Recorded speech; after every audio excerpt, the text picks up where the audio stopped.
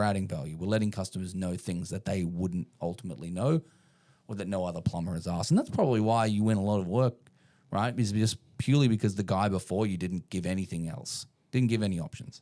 Yeah. Do you think that sometimes I've had customers, say like, you don't even need 3 quotes because we gave you 3 quotes. We gave you 3 options. We gave you a repair, and then we gave you a replace, and then we gave you like a premium replace, right? So there is no need for getting 3 quotes because that's all the customer wanted, right? It's like when somebody comes in and only gives them 1 quote, it's like giving them 1 option. They have to get, they feel like they have to get 3 more quotes because like, was that it?